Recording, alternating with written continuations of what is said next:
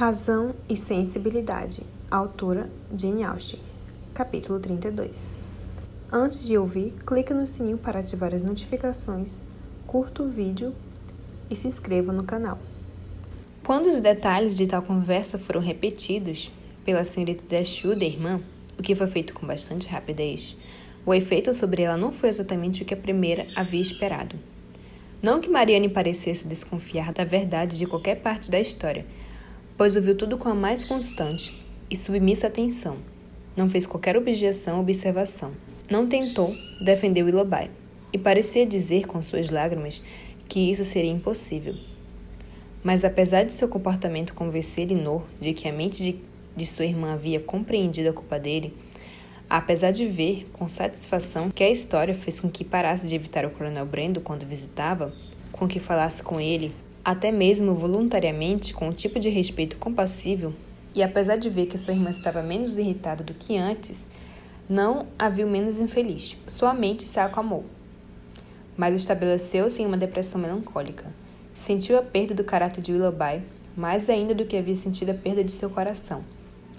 Sua sedução e abandono da senhorita Williams, a infelicidade da pobre garota e a dúvida sobre quais teriam sido suas intenções para com ela mesma a atormentavam tanto que ela não conseguia falar sobre o que sentia, nem mesmo com Elinor. Então, mergulhando sozinha em sua tristeza, causou mais dor à irmã do que poderia ter sido comunicada pela mais franca e frequente confissão da mesma.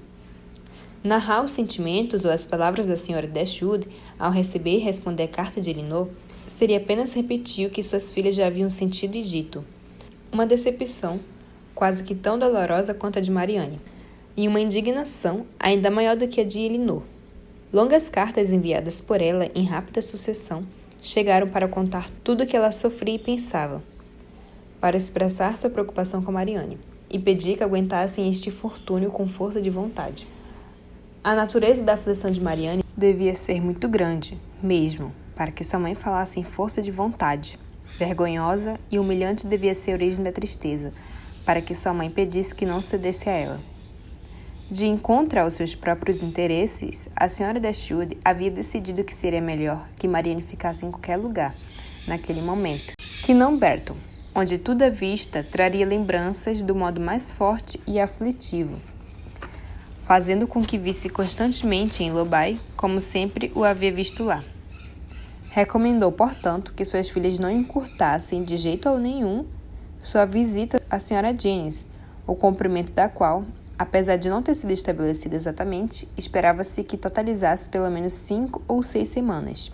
Uma variedade de ocupações, objetos e companhia que não poderia ser obtida em Barton seria inevitável na capital, e poderia, ela esperava, fazer com que Marianne se interessasse ocasionalmente por coisas além de si mesma, e até mesmo se divertisse, apesar de tais ideias serem, naquele momento, rejeitadas por ela.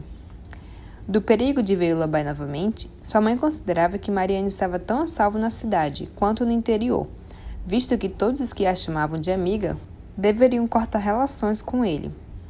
Nunca se encontrariam de propósito. Negligência não os exporia a uma surpresa, e coincidência seria menos provável de acontecer nas multidões de Londres do que no isolamento de Barton, onde poderia fazer com que ele se encontrasse na presença dela ao visitar Allenham, por ocasião de seu casamento, que a senhora Dashwood, que antes acreditava ser um evento provável, já havia se forçado a esperar como certo. Tinha um outro motivo para desejar que as filhas ficassem onde estavam.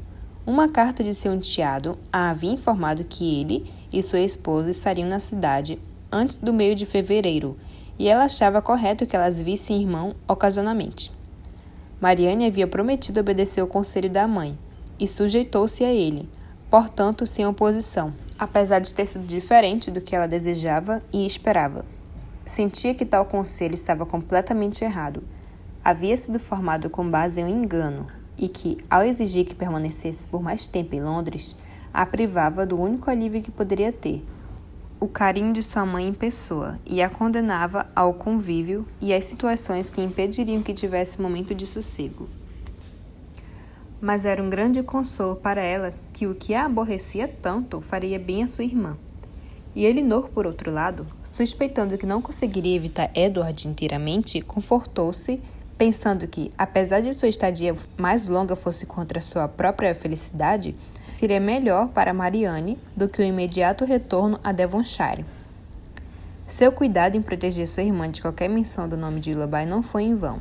Marianne, apesar de inconsciente do fato, beneficiou-se muito disso, pois nem a Sra. Jennings, nem o Sr. John, nem mesmo a própria Sra. Palmer falaram dele na frente dela.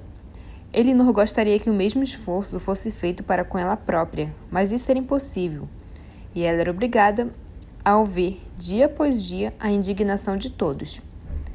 Sr. John não acreditava que fosse possível. Um homem que ele sempre havia tido todos os motivos para estimar. Um camarada tão simpático. Ele não acreditava ver um cavaleiro mais ousado em toda a Inglaterra. Era um negócio inexplicável. Desejava que fosse para o inferno, do fundo de seu coração. Não dirigiria mais a palavra a ele, onde quer que eu o encontrasse, por nada neste mundo. Não, nem se estivesse no abrigo de caça em Burton e ficassem de tocaia por 2 horas juntos. Que camarada mais canalha, que patife! Na última vez que se viram, ele havia até mesmo lhe oferecido um dos filhotes da Folly, e havia sido a última vez. A Sra. Palmer, de seu modo, estava igualmente brava. Estava determinada a cortar relações com ele imediatamente, e muito grata por nunca ter tido qualquer relação com ele para começo de conversa. Desejava de todo o coração que Combe Magna não ficasse tão perto de Cleveland, mas não importava, pois era longe demais para que ela a visitasse. Odiava-o tanto que estava decidida a nunca mais mencionar o nome dele e contaria para todo mundo quão imprestável ele era. A Sra. Palmer demonstrou o resto de sua empatia, obtendo todos os detalhes que pudesse sobre o casamento que se aproximava e contando-os a Elinor. Logo já sabia dizer que oficina estava construindo a nova carruagem, que pintor estava fazendo o retrato de Willoughby e em que costureira as roupas da Sra. Grey poderiam ser vistas. A despreocupação calma e educada de Lady Middleton naquela ocasião era um feliz alívio para o estado de espírito de Elinor, abatido como sempre estava pela gentileza clamorosa dos outros. Era um grande conforto para ela estar certa de não despertar interesse em pelo menos uma pessoa, dentre seu círculo de amigos. Um grande conforto saber que pelo menos um deles haveria, sem sentir a menor curiosidade sobre detalhes ou qualquer preocupação com a saúde de sua irmã. Toda qualidade é mais estimada, eventualmente, devido às circunstâncias do momento, do que seu verdadeiro valor. E ela ficava tão agastada com as oficiosas condolências, a ponto de achar que bons modos eram mais indispensáveis do que uma natureza bondosa. Lady Middleton expressava sua opinião sobre o assunto mais ou menos uma vez por dia, ou 2, se o tema surgisse com frequência, menos uma vez por dia, com frequência, dizendo: "É bastante chocante, mesmo." E, com tal desabafo contínuo, porém suave, conseguiu não ver só as senhoritas Dashwood desde o começo sem a menor emoção, como também vê-las logo sem lembrar-se de uma palavra sobre a questão.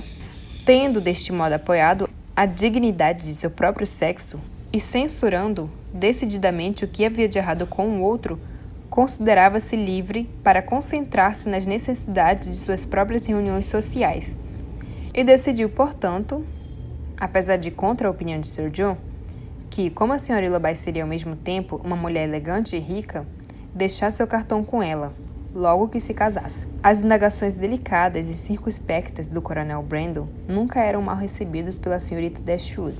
Ele tinha mais do que conquistado o privilégio de conversar intimamente com ela sobre a decepção de sua irmã, através do zelo amigável com que tinha tentado amenizá-la, e sempre conversavam francamente. Sua principal recompensa pelo esforço doloroso que havia feito, ao divulgar suas tristezas passadas e humilhações atuais, chegou em forma do olhar de pena com que Marianne às vezes o observava, e a gentileza de sua voz sempre que ela era obrigada, o que não acontecia sempre, ou se esforçava a falar com ele. Isto garantiu-lhe que seu esforço havia produzido um aumento de boa vontade para com ele, e fez com que Elinor esperasse que aumentasse ainda mais.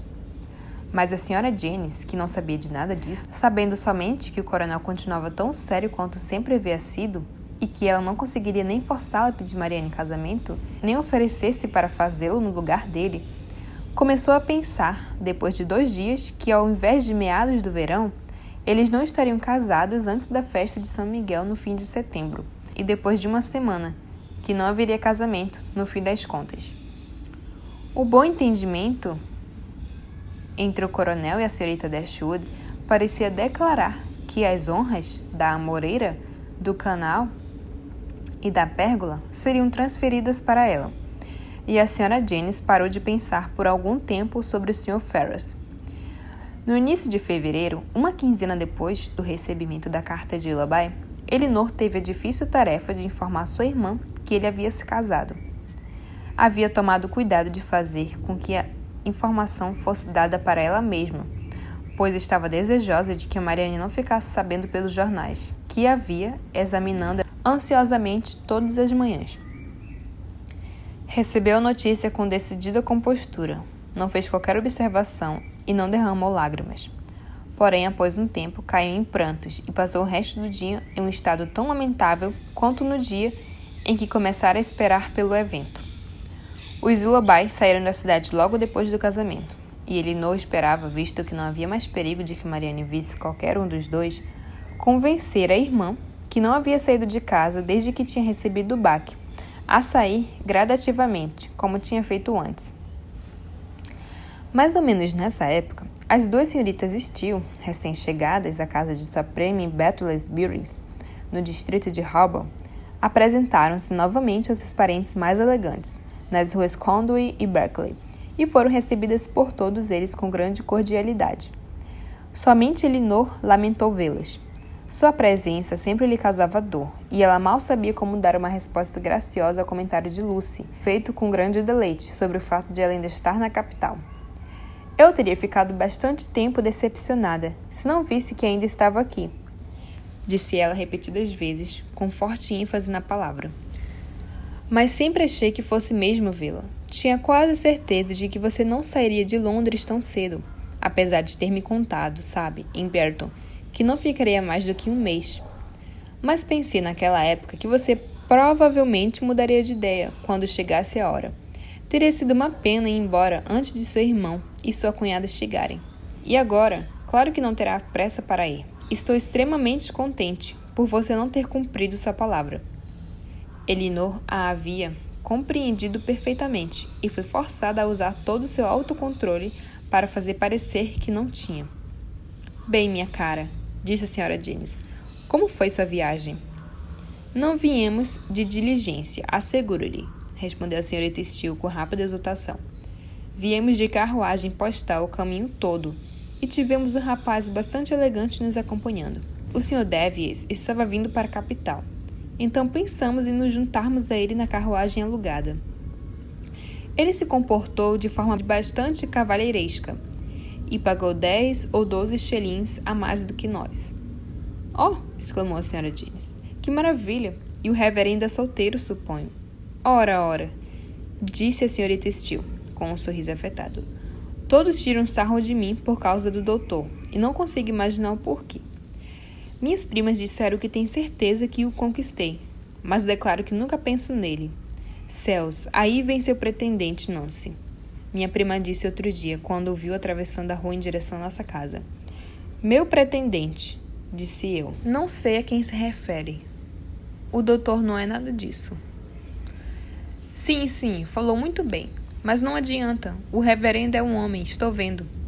Não, verdade, respondeu sua prima com franqueza afetada. Rogo-lhe que não me contradiga se ouvir alguém falando sobre o assunto. A senhora Jennings assegurou-lhe de que certamente a contradiria, e a senhorita Steele ficou completamente contente. Suponho que irão se hospedar com seu irmão e sua cunhada, senhorita Dashwood, quando chegarem à cidade, disse Lucy, voltando, após uma pausa nas indiretas hostis ao ataque. Não, acho que não iremos. Oh, sim, ouso dizer que irão. Elinor não lhe deu a satisfação de continuar contestando. Que bom que a senhora Dashwood consegue ficar sem vocês duas por tanto tempo. Tanto tempo? Interpôs a senhora Jennings. Como assim? A visita delas acabou de começar. Sentimos por não poder ver sua irmã, senhorita Dashwood, disse a senhorita Steele. Sentimos por ela não estar bem. Marianne havia deixado a sala quando chegaram. Quanta gentileza! Minha irmã ficará igualmente sentida por perder o prazer de vê-las, mas tem sofrido muito ultimamente com dores de cabeça e de nervoso, que fazem com que não possa receber visitas ou conversar. Oh céus, que pena! Mas amigas antigas como Lucy e eu, penso que ela poderia nos ver e tenho certeza que não falaríamos uma palavra. Elinor, com muita cortesia, recusou a proposta. Sua irmã estaria talvez deitada de roupão e, portanto, não poderia vir até elas. Oh, mas se é só isso, exclamou a senhorita Steele, nós poderíamos muito bem subir para vê-la.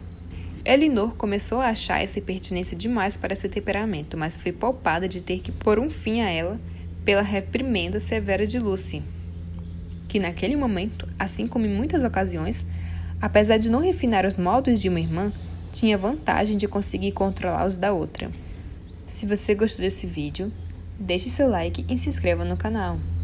E clique no sininho para ativar as notificações. Até o próximo capítulo!